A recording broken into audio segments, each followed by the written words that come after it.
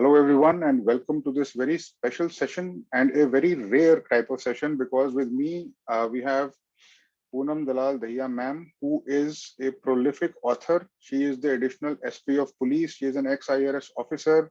She has cleared the bank PO exam, the state SSC exam, and there are other accomplishments which would take me a long time to discuss, so I won't. But let it be known that she's a very accomplished and a very inspirational lady and somebody who I personally respect a lot.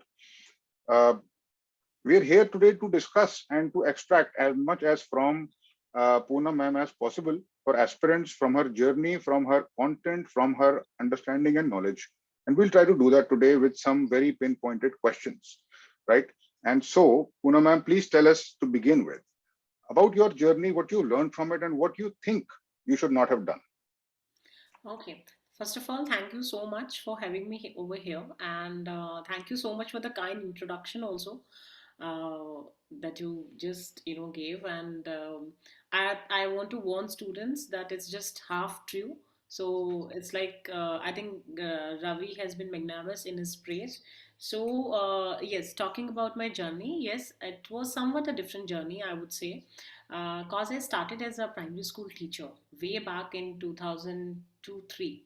So since 2002-3, I'm into government service, and just after immediately after 12th standard, I did this JBT course. That's a teachers training course for primary school children, and then I got into primary into the job also. I gave the exam and I got into job. I was a primary school teacher, and since I was already working in government sector, so I couldn't. Set for any regular university examination. So I did my graduation from Delhi University as an external student, and then afterwards, once I completed my graduation at the age of 22, just like any other 22-year-old, I was, thinking of giving competitive examination. Now, here's the takeaway from my journey that which I really have strong regrets till now. That at the age of 23, when I started preparing for different competitive examinations, UPSC was never on my list. Reason being that I was so underconfident regarding UPSC. There was no guidance available, there was no mentorship available. Now there are so many things available on internet, but even though many aspirants, they are just sitting on the fence altogether, always thinking of giving the exam, but we never have the courage or the confidence to actually attempt it. And same was with me. So as I look back, I see a girl who really had, I feel that she had the potential, but she never had the courage or the confidence to give the exam. So I gave certain bank PO examination. I qualified all three of them. I joined State Bank of India as a probationary officer. And after serving there for 3 years, then I gave this SSC graduate level examination. And even there, the competition is very huge. It's like around 40 lakh students appear. And now though it's somewhat objective, that time it was objective, subjective, and interview. So that was a kind of game changer for me, because in that exam, without any coaching, and even in state bank, even in this bank PO examination, I did all the preparation on my own. So after this graduate level, when I competed against 40 lakh students, and I got seventh rank all over India. And anyhow, my age was not getting any, I was not getting any younger. So finally, when I got seventh rank, I realized that yes, I need to give UPSC a attempt, and that was a time when I actually thought, anyhow, being a general category student, my attempts were getting wasted. Like age wise, I was losing on the attempts. So after all this, dilemma and all, I finally gave my first UPSC exam at the age of 28. So like 28. you need 1.5 years of preparation for UPSC exam. So so I started preparation at the age of 26, Yes. and so I gave my first attempt at the age of 28, and I cleared it in my first attempt, got into railways. And that was the time when I cleared it in my first attempt. That was the time I actually got the confidence. So Right. the confidence which should have been at the age of Correct. 23, you're young, you're more energetic, and you are actually a lot of I was directing my energies towards bank PO, Mhm. towards SSC graduate level. Had Yeah. this all energy been focused Yeah. on just one exam, I always feel that things might have been somewhat different. Right. So anyhow, I gave my first attempt. At the same time, I gave state services also. I qualified both of them, and then after the first attempt, I got railways, so I didn't join it. Then in my second attempt, in my first attempt, now another takeaway from my journey. In my first attempt, like any other aspirant, we focus all our energies on just qualifying the prelims. So Mhm. it's like you always, so instead of not realizing that prelims is just a qualifying exam. So it's normally the first time, especially the first attempters always do this mistake to focus all, channelize all their energies on just one prelims exams. And then we actually, take our not sufficiently prepared for the mains and interview Right. in examination. Same happened with me. So in my first attempt, I concentrated so much on prelims that I actually, when that time there were two options in 2009, I'm talking about. So that time I actually started my second optional preparation after my prelims. So first optional and GS was prepared, but second I started after prelims, and that thing really costed me, because though I cleared the UPSC in my first attempt also, but my main scores was just above the cutoff. So eventually I landed up in railways. Right. I got a very good score in the interview in the first attempt, 208. Now in the second attempt, I was very now after all this, I was very confident with my main score and all. So I got a very good marks in mains. But now another takeaway thing, that this time I scored very low in interview. So Mhm. you cannot, you cannot be sure about, as an aspirant, you need to actually factor in the luck factor also. So normally people always say that it's all about just smart work and hard work and intelligence. No, I strongly disagree with all this kind of thing. I always feel that luck do plays a factor. Mhm. And it's like you need to really, because what happened after my second attempt, I again got into railways because my main score was very good, but interview score was again on a pathetic note. So But Poonam, yeah, please. correct me if I'm wrong. Yeah. From your track record, which you speak about, it Yeah. appears that very predictably you are able to qualify examinations or at least get to that interview stage. Yeah. So is it correct to say that luck does come into the factor, and it is a factor, but there is a threshold to which you can reach predictably with hard work, after which luck Yes. can play a role, Yes. right? Of course. So it's Of not course. all luck. It is No, no, luck after no. a certain point, right? No, no, Ravi, I actually strongly feel whatever you are saying. All I'm saying is that the end results, there's certain permutation and combination which board you'll get, and also that's what till interview though I feel it's more about hard work. Correct. So it's like I'm totally with you over it, but at the same time, it's like I always feel that people who have not who have cleared any stage of UPSC, I always admire them. So we should not just feel that since they are just out of the final list, they are not intelligent. Normally, Correct. people Correct. do the mistake of not acknowledging their effort. They always feel that Yes. whoever is qualified is that it's like whoever is rank 10 or rank 1 or rank 2, they are only intelligent. No, it's not like that. Mhm. Anybody who's ever said for UPSC has qualified prelims, I feel that each one of them is equally intelligent and equally talented. Correct. So So they do yeah. find themselves in that top percentile for sure, because it's a highly competitive exam and it's a relative examination. Yes, You it's get to it that is. point by the depth of your and the uh, propelled by your hard work and propelled by your strategy and so on, after which you must leave it to the almighty, so to Yes, speak, right? yes, And yes, then luck can play a role, and that you might land up in the top 10, you might not, but yes. you can predictably, I think, ensure, if you're working hard enough, and if you're working hard enough in the right way, which is something which we'll talk about as we go along, then I think you can do what your track record proposes can be done. You can qualify these examinations to a predictable degree and get to their qualifying stages at least. No, I surely feel that. Till means, I think it's more about the guidance, right amount of guidance. So, as I think we'll be discussing later in UPSC, what matters more is other than this thing that what to read, what matters Mhm. is also what not to read. Correct. So normally people are not having that guidance. So first year the struggle actually happens that what to choose, what to pick, what Right. to read. There are so many sources available. Anyways, Mhm. we'll go to that discussion later on. And on So that note, Poonam, on that note, let me divert your attention to the specifics of history, because it is an area of expertise, and many students, many of my audience has mhm, the issue with history because of the fact that it's so vast, right? being history as it is, it encompasses not only the ancient but the medieval and so on. It and the art and culture thing is completely embedded within it. How do you propose history be approached in a general sense, and then we'll go on to more specific questions. Right. So, as pointed out rightly by you, Ravi, that history is basically, it's like, people generally consider it to be a boring subject. And that's what, I actually always aspire it to make more interesting. See, we never forget any story. Whatever story we have read, all of us have listened to some stories of king and queens and all. But if you actually check it out, history is just also if you Hmm. actually read something in a story kind of way, you'll always remember that. So if you read the dynastical rule in a story kind of way, that Mauryas happened, then this happened, then Guptas came, then this. So if you read it in that kind of chronological sequence by kind of way, also in a interesting kind of way, you'll Hmm. always remember it. So I feel, and also the kind of weightage, if you check out UPSC, I was just checking out at the figures. So in 2019, 2018, 21 questions were asked from history section I'm talking about, Hmm. inclusive of all three parts. Hmm. And 2019, 15 questions were asked in UPSC prelims.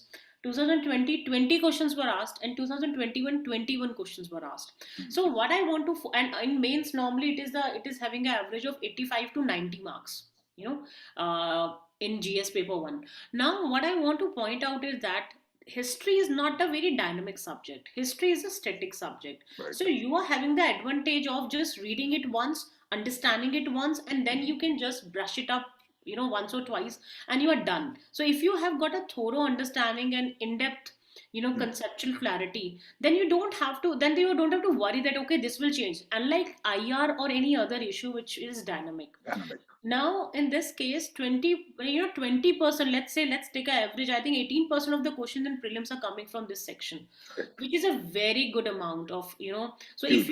if you freeze it, if you are able to understand it, so Correct. this is going to be out of 100 question, 18 questions or 20 question, you are Hmm. fine. Okay, Hmm. I Hmm. have to concentrate on another 80.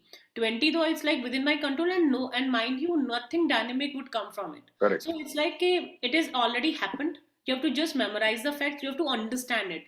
Now other than memorizing, I would also like to point out one thing, that history you need to understand not in the silos. You need to Hmm. understand. So, for example, when we talk about, let's say, British conquest of India, Hmm. you have to understand that why it actually happened. So instead of just always saying that they had a planned strategy, they came with a foolproof plan.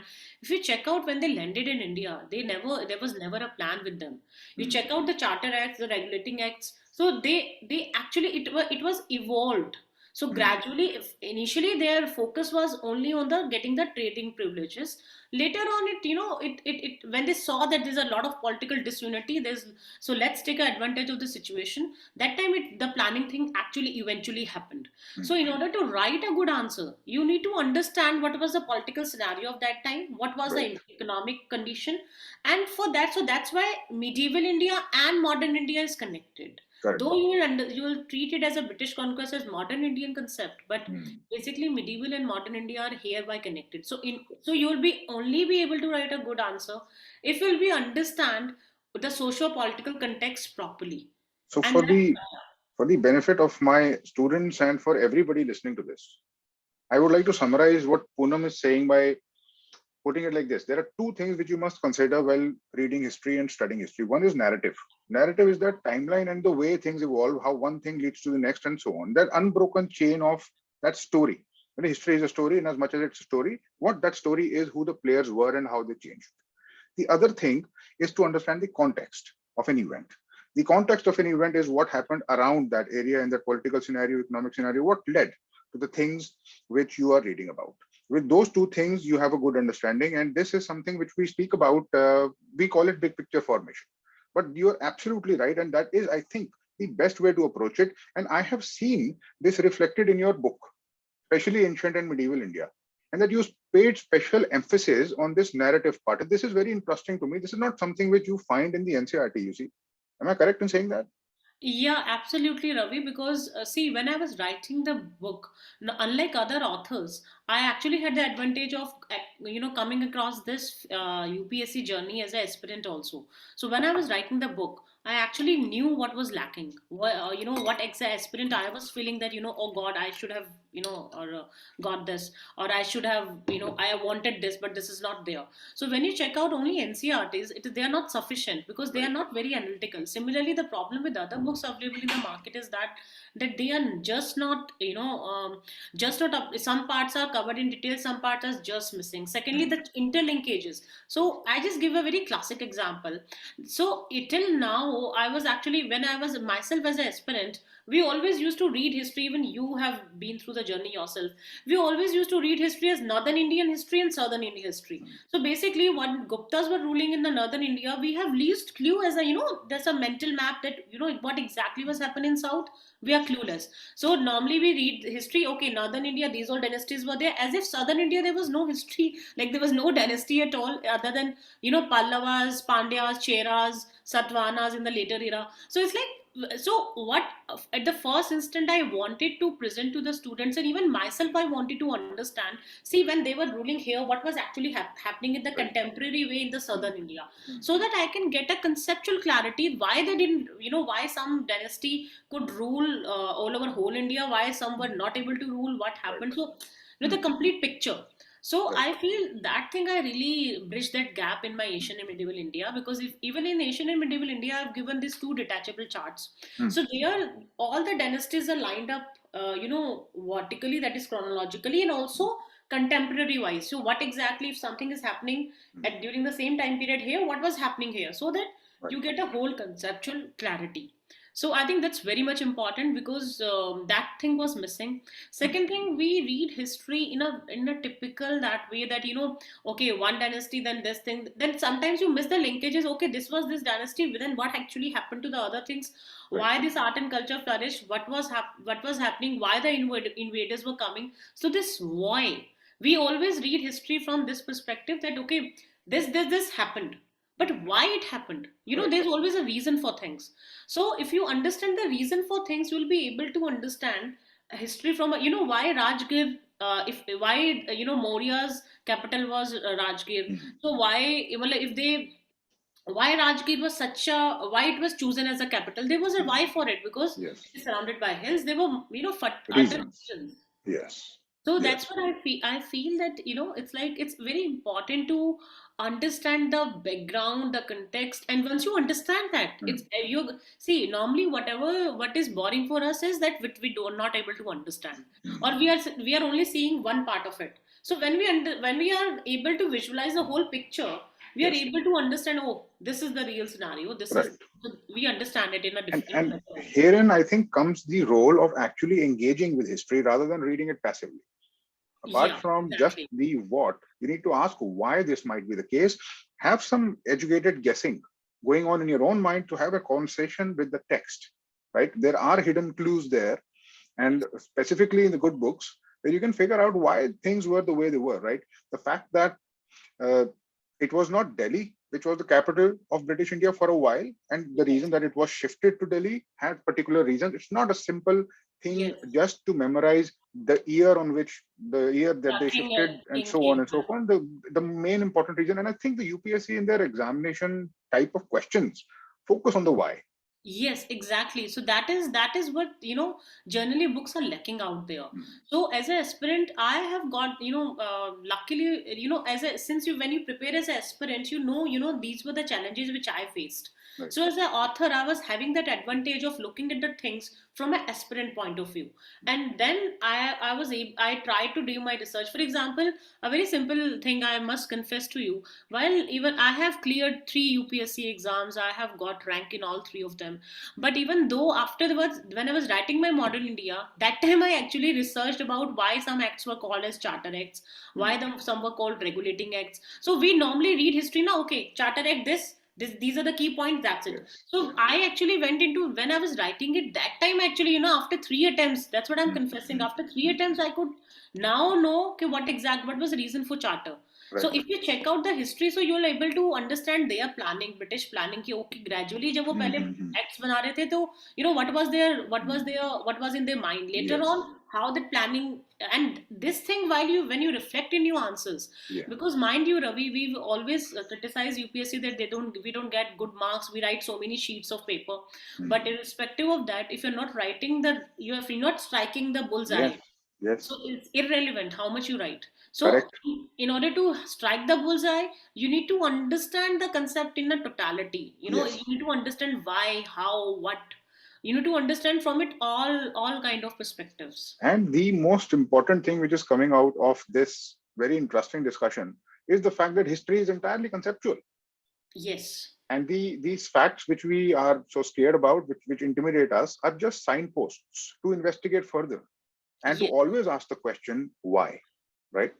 And to Yes. try and figure out the context. And because once the context for one thing is figured out, like you figured out the context of why something was called a Charter Act versus a regulating act and what the difference is, I'm sure there is one, Yeah. then you can figure that out for every Charter Act or regulating act, so on, going up until the final acts of the independence, Yes. pre-constitution, right? Exactly. And this is the conceptual clarity which I admire you bring to the table, and something which the aspirants really benefit from because it's sorely lacking. You know, let me ask you a different question: how to calibrate your strategy for ancient, medieval, and modern? Should they be given equal weightage? Should they be done sequentially, or how would you suggest? See, it all depends on person to person, to be very honest. But my advice is that if somebody has not read history ever, Hmm. it's like just obviously here in schools all have read history. But that time our concern was more into that, question answers are given at the back. Let's write their answers and that's it. The history is finished for us.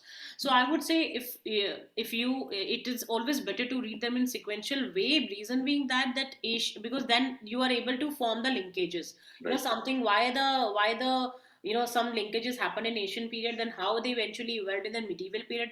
And even though if or you, alternatively you can start from the back also that way, but then it would be, for that you need to have your Hmm. basics very clear. Hmm. unless Right. unless and until your basics are very clear, because medieval and modern are very interrelated. Hmm. Because medieval actually goes till 18th century, Right. in a way. And modern India starts from 18th century, the British Hmm. conquest. So British Hmm. conquest of India didn't happen just overnight. It Hmm. happened, in a proper eventual Yes. stages, in a phase style, basically. So then you have to understand why Marathas lost, all, Hmm. and then, in order to, for example, it's a, in order to understand the context, Hmm. you need to, for example, normally we say that after this Maratha, when the British lost the Hmm. Maratha War, Hmm. and after the first Maratha War, they signed a treaty, and the Treaty of Salbai. Basically, Hmm. it was the treaty. Though Maratha won the war, the Treaty of Hmm. Salbai was more beneficial to the British. Right. Normally, UPSC asks this kind of question. Now, Hmm. for a student who have only seen the history as a factual thing, that okay, yeah, this is right that British lost the Maratha War, but Treaty of Salbai, how then it was beneficial for British? Because Hmm. they actually got the respite from Marathas for 20 years, and 20 they could years. Yeah. concentrate on Mysore and all during Correct. that time. So Yes. unless and until you understand the context, you'll not be able to write this answer. So That's then we very say true. that I don't know how from where UPSC answers ask the questions. No, Yes. it's not the case. Right. UPSC is basically, I think one thing we both have been through this journey, Ravi. I Hmm. feel that they are actually very much focused on the concepts. Yes. That's you they cannot they will quickly make out from your answers that whether it's just a superficial read, or it's just the, it's the conceptual clarity is there or not. That's absolutely correct. I think the whole examination is geared towards one thing and one thing only: to figure out how much this aspirant, this person can engage with text with an independent mindset. You Yes. know, no independent mindset can be reflected with just a factual memory based understanding unless you can analyze things and figure out how those things relate and how they're logically connected. So take, Yes. for instance, any policy or a treaty between two countries as it happens now, say between India and Russia or India and the United States, right? There's always the struggle of bargaining and who gets what at the end of it. And Yes. these treaties are not new. The fact that they've been doing it for a while shows that there have been historical treaties which have been very, very important, one of which you highlighted. Yes, it is there. In fact, in your IR also, you cannot neglect the historical Right, context of right. any kind of relationship. We were, or since ancient times, we were having our trade relations with Southeast Asia. We were having trade relations with all, across the world. But even with Southeast Asia, though, we were having such wonderful relations. If you check out their art and culture and all, Java, all this, the temples over there, if you see. So, in order to understand that, you need to understand how that culture flourished over there. And in Right. order to understand how, we need to actually go into the depth. Go into the Because, depth. yeah. Right. Right. Now, talking about modern India and the Treaty of Salbai and so on and so forth, I would like to divert your attention and call upon your insight about how to digest this huge amount of information. And a case in point is this book that you've written, this wonderful book, Modern India. Now, I have gone through this whole book. I have gone through the table of contents. I've gone through the entirety of its content. It's a fantastically well thought out and detailed book. It is detailed to the extent that I don't think you can lose out on any question from the UPSC if you go through this book. Connection, sorry, your connection is unstable. I think our connection is internet connection is unstable. So Is if we it? can, Am I audible? So, Poonam, talking about modern India, yeah. my issue is, and something that I'd like your help with, and many of my aspirants, friends, and students as well. Modern India, is a thing which it requires detail, and there are so many events, players, things, and places, and so on and so forth to memorize to understand. Hmm. And a case in point is your book, right? Modern India. It's the Yes. recent book that you've written. The other one was also by McGraw Hill, and this one Yes. is also by McGraw Hill. Now, I have gone through your whole book. I have Right. gone through the table of contents. I have scanned the entire chapters. I have seen every graphical formatting and your flowcharts which you have inserted. What is the best way for me or for anybody to digest this book such that my result in the UPSC can guarantee some good return on those 20% of the so questions that I get? What is the best way to use this book to get those questions?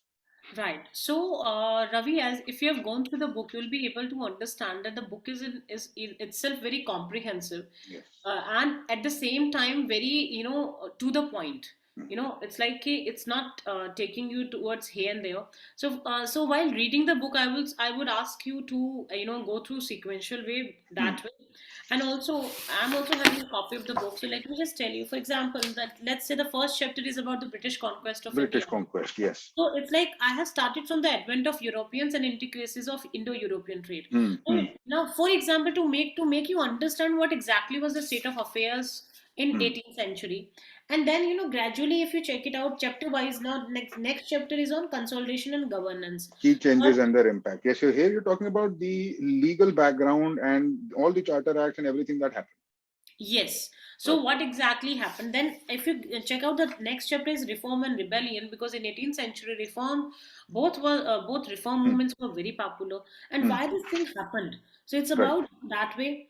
Next is the revolt of it. So it's all sequential mate. So If I'll I'm not. if I'm correct, Poonam, and sorry for interrupting, this is an important chapter in my opinion because in chapter three, early Indian responses, rebellions, and so on, you're mentioning all social reformers also, which I think is very appropriately placed. Right? There's everyone from Ram Mohan Roy to Atmaram Pandurang, Bhaskar Pandurang, from Vishnu Shastri Pandit, Jyotiba Phule, Deoband movement, Wahhabi movement, all the movements you've encapsulated and you've put them in this umbrella, right?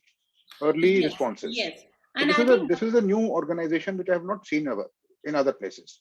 Yeah, I have tried to, organize the information in such a way which is Hmm. student friendly. Hmm. Secondly, one thing I really point out to the aspirants over here, if you check out this analysis, Hmm. normally in any history book, if you check out, Hmm. so social reform analysis, factors behind this, if you check out this Hmm. analysis, Hmm. Hmm. factors behind the social movements, characteristics of the social movements, methods of reform, dynamics of social reform movement, Hmm. and religion Yes, and contribution of the social reform movement, then weakness and limitation. this is So this. This is so the conceptual part, completely this is the conceptual. completely conceptual analytical part which is going to be useful in the mains. So Yes, basically, normally books they only focus on the advantage, limitations or yes. the contribution. I have gone through that because normally, if I if I take out the chapter, Hmm. so here I have also why what was the significance of 19th century. Right. Normally when we read about why this reform movement actually happened in 19th century. Hmm. because there were so many, intellectual currents going on around the world. So it actually, even India was not left aloof. Then Correct. second thing, if you check out the book, there's another, even in reform movement, I want to, why the Bengal was center of all these activities for. Mm-hmm. Right. Normally, you won't see such kind of questions in any other book. Yes. This kind of Mm. analysis. Then, Mm. then there's this kind of thing that the analytical part, which I feel is the USP of the book. What I really like about your book and the format that you have chosen is that first you are giving the factual information and then the analysis and the conceptual. And this is not Y- per chapter, it is per subtopic. yes, After you write about all the peasant and tribal uprising, the Sannyasi rebellion, Rangpur rebellion, Coal uprising, and so on, up till the Santhal rebellion, you then talk about the peasant and tribal uprising and analysis, nature and characteristics of this movement. So combine these two, and you have a recipe for a pretty good understanding of all tribal movements combined. Correct? yes, Ravi, and like unlike other, I think I am yet to come across a book. For example, I've taken a book in certain maps also and some boxes Yes. also, like social reform and nationalism. Hmm. Now, normally UPSC will ask you question. No, but no, they will ask you question: was social reform contributed anyway to nationalism? Now, this Hmm. thing you will not get in any other book. So Right. this is something So whether indirectly or indirectly they did contribute in nation building. So Hmm. all the aspects. So first we have discussed about all these things and about the reform movements, and then we are coming to the key analytical part. And also Right. the analysis is much detailed. Hmm. Also, I would like to, point it out to one another thing, that a lot of quotes. If you have gone through the book, Hmm. you'll be able to, appreciate, and very relevant quotes. Normally, Hmm. quotes which are going to be relevant to the topic. It's like so that students or aspirants are able to relate to Right. it in a much better Yes. way. Nature Uh, and characteristics of moderate, for instance, you're here quoting Aurobindo Ghosh, who's one of the extremist critics of the INC, the yes, general timidity of the Congress. It's glossing over hard names. It's fear of too deeply displeasing our masters. So that, in a single sentence, I think encapsulate how Aurobindo treated the INC. He was yes, never in favor of it. yes, And so yes, that's the reason he ultimately broke away. And so I think that it's pretty very important. I think visuals, quotations, and anything that gives you a context about the people themselves, the personalities, yes. not what they did and not the factual data, goes a long way in just making a relationship with them. And I don't think there's any other way to memorize all this information. Yes, that's what I'm saying. That that's a trick to make the things interesting. Because Hmm. once you have read what Aurobindo Ghosh has said, you will be able to understand. You don't have to then memorize it. He was an extremist leader. So You this will one, this process. one statement, just out of the blue, I'm reading from your page 6.23, Lord Curzon's statement in 1901, and Right. and just by reading it, it makes me angry. Indians are having extraordinary inferiority in character, honesty, and capacity, with it smacks of elitism, and of the sentiment. What Mhm. the Indians at that time would have felt, if we can feel it now, and this is the Governor General himself, and this is a matter of public record, then what would the people who are fighting for freedom and the other people would be feeling? So there's no question about the fact that stuff like this is going to lead to a national uprising, and that's what Yes. ultimately ended up I happening. think we both know that Lord Curzon rule is one of the factor Yeah. for contribution of rise of extremism during that time, or Yes. Swaraj movement. So the Swaraj movement that time came around that time. It was also to Lord Curzon rule. Why this Governor General was particularly singled out because Right. of this kind of These attitude these towards things. Indians. Yes, attitude. That's correct. That's very correct. And So now, yeah, coming to all this data, I can also see some maps. yes, How do you recommend these maps be understood and memorized? So, for instance, there is a map here towards independence here, this map here, this one, yeah, and it's on page number 12.33. And it is correct. basically detailing quite a bit in India in 1947, how it was placed, how the structuring was just on at that point of partition. Yes. What can I extract from this map such that a question can be answered accurately? See, in this map, if you check it out, I've already listed, these how what were the independent states, Hmm. what were the former provinces of British India, formerly princely states, Hmm. how what were the colonial territories. It was still during that time because French was still ruling us. So with glance over even this map, it will make you, give you a visual memory about the sequence of events, the position of Hmm. events in 1947, Hmm. and how why certain things So when we talk about partition or historiography of partition, we'll come to realize that it was not a smooth process at all. There Yes. was a chunk of hell lot of resistance was there among certain rules. And then also we can relate this map to the polity also, Ravi, So because here, you would be understanding their group A, group B, group C kind of subjects, right, states. So we could understand that which were group A, which were group B, group C. So the correct. conceptual clarity would come. And so And here in 12.36, Poonam, you have done a critical analysis of the historiography of the transfer of power as it yes, happened during that critical time, because of course that ended up making the nation that we live in today and the nations around us, our neighbors also. And yes, then you have gone on to why did the Congress accept the partition? So this is, I don't think this is somewhere anywhere mentioned.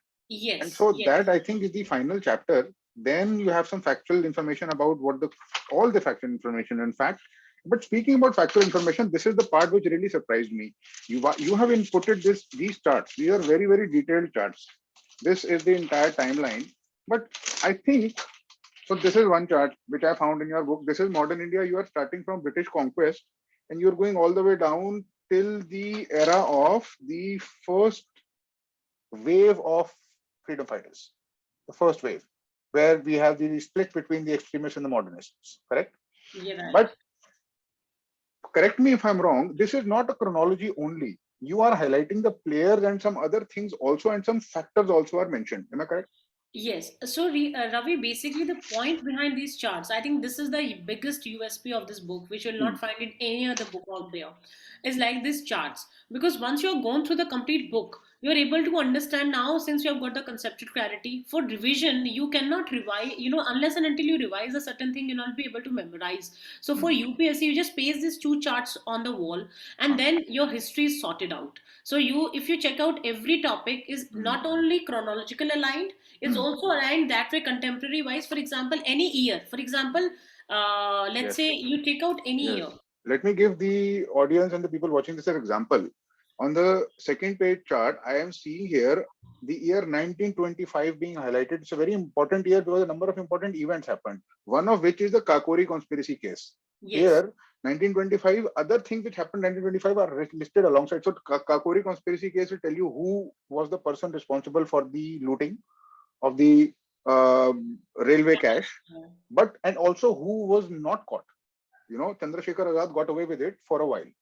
Then you have division of Swarajists, which also happened in 1925. You have highlighted it between responsivists and non-responsivists, which in the NCRT comes up in a later section completely. And so it's not possible to correlate 1925 yes, between those exactly. pages. This is Yes, this is a good feature. Then you have said the formation of RSS also happened in 1925. Another important thing. And then the election of Vithalbhai Patel as the speaker also happened in 1925. So 1925 as a year, as far as historical importance is concerned, of yes, the national struggle is covered. yes, yes. Hmm. This is a So very good that, feature. yeah, I think this is one of the biggest USP of this book, and it will help you not, memorize the event in a comprehensive way. So, if you with the year 1925 or let's say 1916 comes to my mind, immediately all the events will come to my mind. Similarly, 1928, Nehru Report, August Offer, all this will come to my mind. So it's Yes. like, it's making that's what I was telling you, making the history interesting. So once you are having these charts, once you have gone through the book in a detailed sense, I think then the half of the I think more than half of the work is just done. You just have to go through the book, Right. base these charts, and every important point related to any prelims or mains, because all the relevant, see, any topic we do, there are certain keywords which without Hmm. them it does the answer is not the same. So Correct. you need to, let's say for example, if we take a economics example, if you are talking about any kind of budget, any kind of policy, you need to mention about fiscal deficit, you need to tell about why this, all this. So this deficit word or deficit financing or zero based Yes. budgeting, these are keywords. If gender based budgeting, so if we are losing on these words, or let's say any kind of question regarding public administration, transparency, accountability, responsiveness, so Hmm. these are very key words. If your answer is not having these words into somehow in the picture, so you are losing out over there. I think that's Similarly, in right. history, there are certain, pertaining to any event.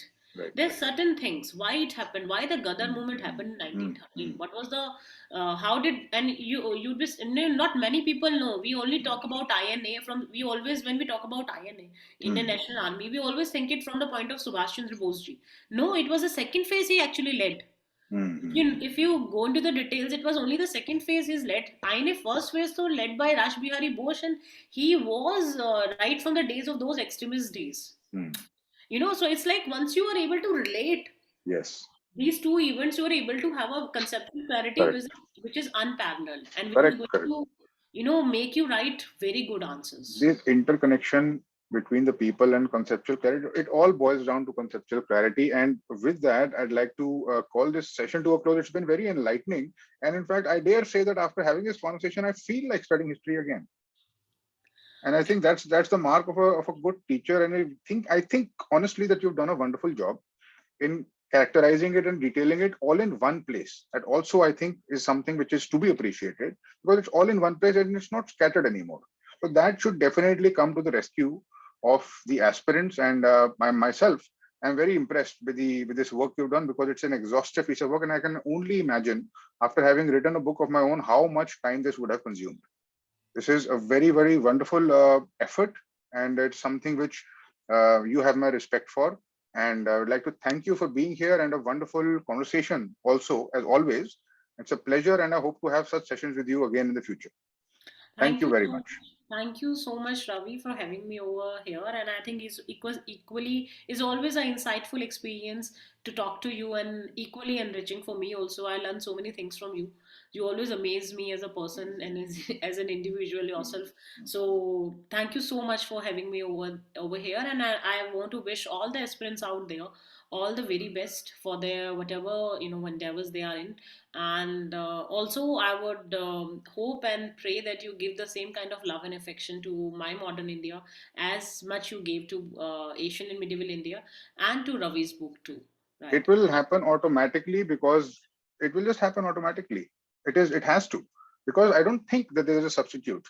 And that is what you've been able to do in this book. So there's no question about it. It's inevitable. Right. Thank And you you so deserve much, it. Ravi. Thank Thank you you. so much. Thank you. Bye. Thank you, Poonam. Bye bye. Bye.